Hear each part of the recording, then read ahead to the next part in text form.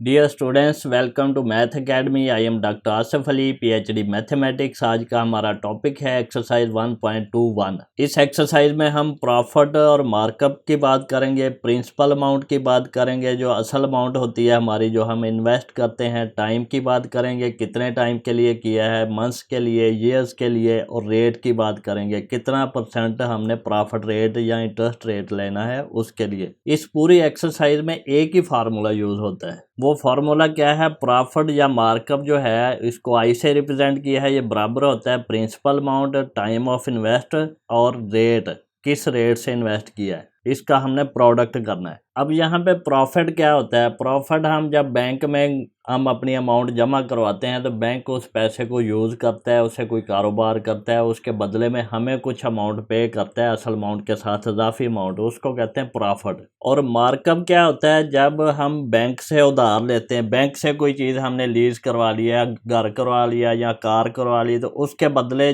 Bank हमें पैसे देता है और उस पैसे के बदले हमसे ज़्यादा पैसे वापस लेता है। उस असल अमाउंट से जितने ज़्यादा पैसे बैंक हमसे लेता है वो बैंक का मार्कअप होता है। यानी कि बैंक का प्रॉफिट मार्कअप है और जो हमारा प्रॉफिट है वो प्रॉफिट है। अब प्रिंसिपल वैल्यू क्या होती है? प्रिंसिपल अमाउंट वो अमाउंट होती है जो या तो हम बैंक को देते हैं या बैंक से लेते हैं। जब हम कार के लिए कुछ पैसे बैंक से लेते हैं तो वो प्रिंसिपल अमाउंट है। जब हम बैंक में अपनी रकम जमा करवाते हैं जिस पे हमने प्रॉफिट लेना है तो वो हमारी प्रिंसिपल अमाउंट है। जब हम बैंक से लेंगे तो वो बैंक का प्रिंसिपल होता है, जब हम बैंक को देंगे तो वो हमारा प्रिंसिपल होता है।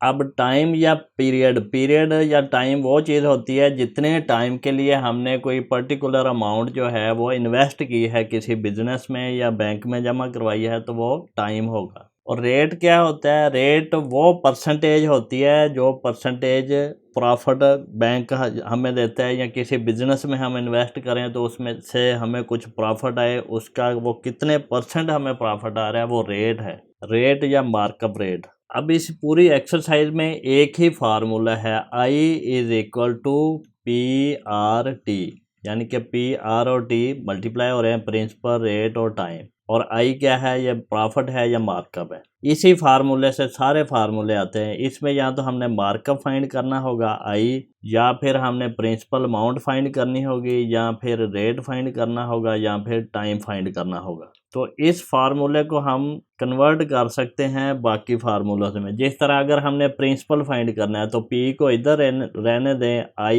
इधर है तो जो इधर प्रोडक्ट है वो उधर डिवाइड हो जाता है RT।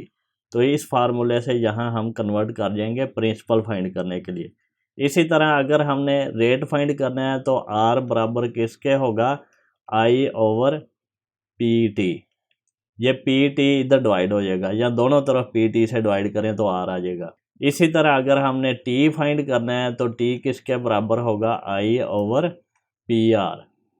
तो इस तरह हम इस फार्मूले को दूसरे फार्मूले में कन्वर्ट करके इसमें से 3 चीज़ें गिवन होगी, चौथी हमने फाइंड करनी है, तो वो हम इजीली कर लेंगे। यहाँ पे एक चीज़ है जो हम परसेंटेज में फाइंड करते हैं, वो है rate. Rate is equal to I over PT। और ये क्या होगा?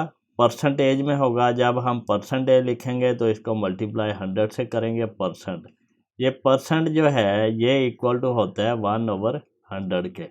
तो जब हमने % लगाया तो 100 भी लगाया, 100 ओवर 100 1 होता है, तो ये सारा जो है ये एक्चुअली तो 1 ही है। तो 100% लिख दें तो वो हमारे पास एक्चुअली 1 ही है। तो इस तरह हम ये रेट जो है वो % में फाइंड करने के लिए 100 से मल्टीप्लाई करेंगे। पूरी एक्सरसाइज में यही फार्मूला यूज होना है। क्वेश्चन नंबर 1 है, find the profit on rupees 40,000 at rate 3% per year for 4 years. अब यहाँ पे देखें, प्रिंसिपल अमाउंट हमारे पास 40,000 है, रेट हमारे पास 3% है, टाइम 4 ईयर्स है, और मार्कअप हमने फाइंड करना है जो कि इक्वल होता है PRT के। तो यहाँ पे P की वैल्यू हमने 40,000 लगाई है, रेट हमारा 3% है, और मल्टीप्लाई हो रहा है 4 ईयर्स टाइम से।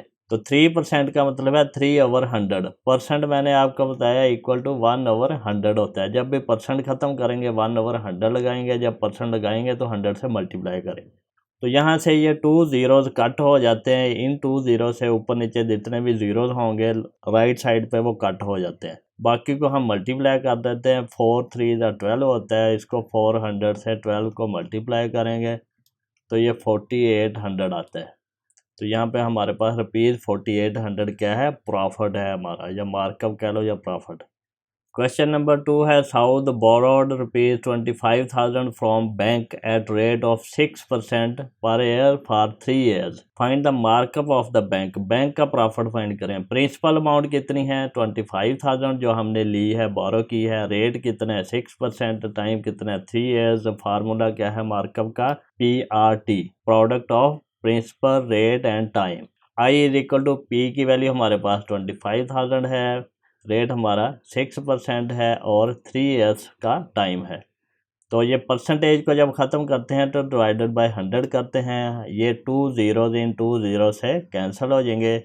6 3 18 होगा। 250 को हम 18 से मल्टीप्लाई करेंगे। तो यहाँ पे हम कैलकुलेटर का यूज़ कर लेते हैं। 250 मल्टीप्लाई बाय 18, तो ये हमारे पास आता है 4500 रुपीज़। यहाँ फिर अगर इसको मल्टीप्लाई करना है तो 800 8 5 40, 8 2 16 और 4 20, फिर ये 0 5 2, ये हमारे पास बन गया 0 0 5 और 4 4500। क्वेश्चन नंबर 3 है फाइंड द प्रिंसिपल अमाउंट। अब हमने पी फाइंड करना है। Invested by Riyaz in a business if he receives a profit of ₹4200।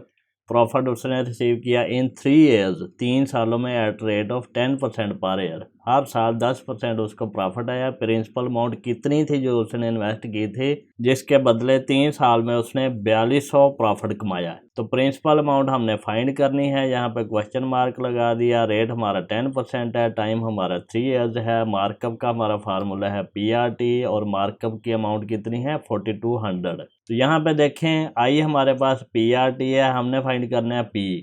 तो RT से हम दोनों तरफ डिवाइड कर देते हैं। तो ये ओवर RT जो है ये दोनों ऊपर नीचे कट जाएगा। यहाँ पे P बच गया तो ये I ओवर RT फार्मूला बन गया। तो P is equal to I over RT। I कितना है हमारा 4200 यहाँ से लिया हमने, और रेट 10 है और 3 years का टाइम है।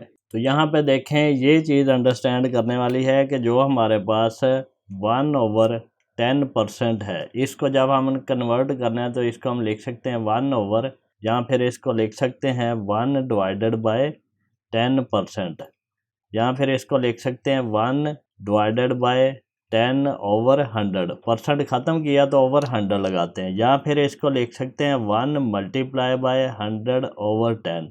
जब हम ये मल्टीप्लिकेशन में कन्वर्ट करते हैं तो ये जो ऊपर नीचे वाले हैं ये उलट हो जाते हैं। ऊपर वाला नंबर नीचे चले जाता है, नीचे वाला ऊपर आ जाता है। तो ये 100 ओवर 10 बनता है।